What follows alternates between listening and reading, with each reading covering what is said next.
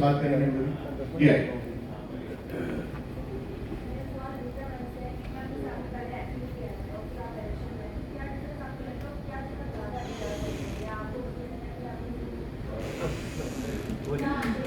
जी जी, इनका सवाल था जो पीछे शायद मैं सुन पाया हूँ कि एक्ट्रेस भी रह चुकी हूँ, डायरेक्शन भी करती हूँ, तो उन दोनों में से क्या डिफरेंस लगता है और कौन सा बेहतर लगता है?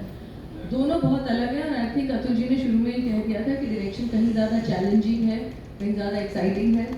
एक्टिंग में I think actors are perceive to be larger than they really are, क्योंकि आप सब कुछ, film is a film makers domain. एक एक्टर है तो आप उसमें घुस जाते हैं अपना किरदार, तो आपको आगे पीछे कैसे क्या कर रहे हैं उसके बारे में कुछ नहीं पता होता, तो आप सिर्फ अपना सीन करते हैं। आपकी जो लाइनें लिखी हैं, आपने जो सबसे बढ़िया शॉट दिया है, वो हो सकता है वो फिल्म में रहा ही नहीं, पूरा सीन कट जाता है। कई बार तो बहुत अच्छा आपने एक सीन किया है पर वो डायरेक्टर को लगा कि नहीं, पीछे बादल आ गए, एक तार आ गई, उस तार ने आपका रोल काट दिया क्योंकि वो गलत आ गया था, तो अब तो खैर VFX में निकाल देते हैं। बट तो एक्टर की भूमिका उस तरह से कम है, लेकिन फिर भी आप सारी कहानियाँ तो नहीं कह सकते। तो एक्टर का अपना मजा है कि आप दूसरों की कहानियों में एंटर कर सकते हैं, उसका हिस्सा बन सकते हैं। और मुझे मतलब मैंने 40 फिल्में की हैं, आपको शायद 3 याद करने में मुश्किल हो, क्योंकि अलग अलग भाषाओं में की है, 10 इंडियन भाषाओं में की है, तो उस इंक्लूडिंग तेलुगु। अभी मैंने एक और तेलुगु की, बहुत मुश्किल है, तेलुगु रादू। अभी बताते हैं तेलुगु रादू, मतलब नहीं आता मुझे पर मैंने मलयालम, तमिल, मराठी, तेलुगु, कन्नड़ा इस तरह की है। तो मैंने जो अपने देश को जिस तरह से देखा है इन फिल्मों के जरिए, वो मुझे बहुत मज़ा आया। अलग अलग जगह जा सकते हैं, छोटे से कस्बे में जो शायद मैं इवन एज ए ट्रैवलर कभी ना जाऊँ। बंगाल के मृणालदा के साथ एक बहुत ही छोटे से कस्बे में चली गई थी, गाँव में चली गई। संतोष शिवन की एक फिल्म की थी मैंने मलयालम में, वो कहीं केरला में चली गई। वहाँ के लोगों से मिलना, अलग अलग भाषाओं में स्ट्रगल बहुत होता है, लेकिन मुझे लगता है कि जिसे हम रीजनल सिनेमा कहते हैं, पता नहीं क्यों कहते हैं, they are as Indian as Hindi film. थोड़ी हिंदी भाषा हम लोग थोड़ा डोमिनेट करते हैं, लेकिन जो रीजनल फिल्म है उनमें ज़्यादा एक तरह से कन्विक्शन और ऑनेस्टी को बरकरार रख पा रहे हैं, क्योंकि उनको छोटे तालाब में ऑपरेट करना है। तो इस वजह से एक्टिंग का अपना मज़ा है। डायरेक्शन तो definitely for more exciting and challenging. आप अपनी कहानी अपने ढंग से कह पा रहे हैं, अच्छी बुरी जो भी हो, पर बिल्कुल शुरुआत से। और ऐसा नहीं है कि दूसरे फैक्टर्स नहीं है, आप सब कुछ कंट्रोल नहीं कर सकते।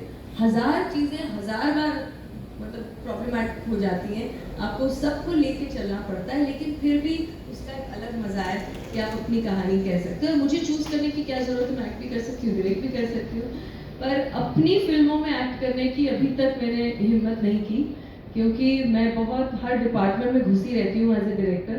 तो बड़ा मुश्किल होता है कि आप पर्दे के सामने भी सही दिखें और सही तरह से कहें और अपने मार्क पे आए और लाइट भी दिखे और सब कुछ, उसको उसकी एक अलग you need a different skill for that. और एक as a director you have to look at the larger picture constantly, हर बारीकी भी देखनी है और एक बर्ड्स आई व्यू की तरह से सब कुछ भी देखना है।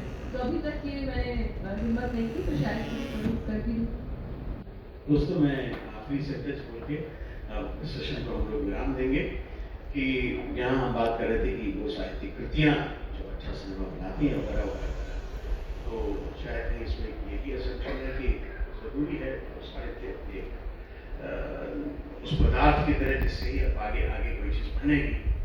लेकिन आंद्रे बज़ा नाम के एक बहुत बड़े फिल्म मेकर और फिल्म थे रेडिशन में, उन्होंने बड़ी कमाल की बात कही थी कि with the evolution of the cinema language, the filmmaker at last has emerged as equal to a novelist. वो भी एक नॉवेलिस्ट है, अपने माध्यम से नॉवेल कह रहा है, और ये भी एक नॉवेलिस्ट है जिसकी हम बात कर रहे हैं रिश्ते की। और मेरे ख्याल से दोनों दुनिया साथ साथ एग्जिस्ट करेगी। इतना बड़ा साहित्य, जैसा कि सर ने कहा था कि कब से हमारा साहित्य इतना पुराना साहित्य है जो कम से कम 5000 साल से चला आ रहा है, लिखित रूप में, जिसको हम पढ़ पाते हैं। बाकी और भी साहित्य जिसको हम पढ़ ही नहीं पाते, वो तो एक गलत बात है। मोहनजोदड़ो हड़प्पा में क्या लिखा, पढ़ ही नहीं पाते, वो एक गलत बात है। थोड़े दिनों तो पहले अशोका को नहीं पढ़ पाते, ब्राह्मी को रुष्टि किसी अंग्रेज ने ढूंढी हमारे लिए, जेम्स प्रिंसेप ने, तो हम पढ़ पाते। तो वो तो छोड़ दीजिए साहित्य को, वो तो है ही, वो तो हमारे लिए रहेगा ही एक इंस्पिरेशन के तौर पे। लेकिन फिल्म मेकर स्वयं आज नॉवेलिस्ट की तरह बन चुके हैं, जो अलग अलग तरह की फिल्में बनाते हैं। 5 पॉइंट्स अमल की बात करें तो उसको जो 3 इडियट्स का इडियट के तौर पर देखा होगा 2 मिनट के लिए, तो उसमें बिल्कुल वो नॉवल से एकदम विभिन्न चीज़, अगर आप देखें तो नॉवल से बिल्कुल अलग चीज़ है। तो ये दोनों भाषाएं साथ साथ इवॉल्व करेंगी फिर भी, लेकिन आत्मनिर्भरता दोनों की एक दूसरे पर बरकरार रहेगी। शायद यही एक सत्य है हमारी इस फिल्मी और किताबों के संसार में। बहुत बहुत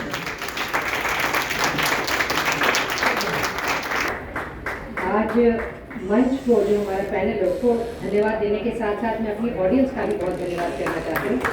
बहुत ही जागरूक और कई चेहरों पे कई सवाल मुझे अभी दिखाई दे रहे हैं, जिसको मैंने यहाँ खड़े होकर के ऐलान कर दिया कि अवार्ड मतलब यही होता है कि आप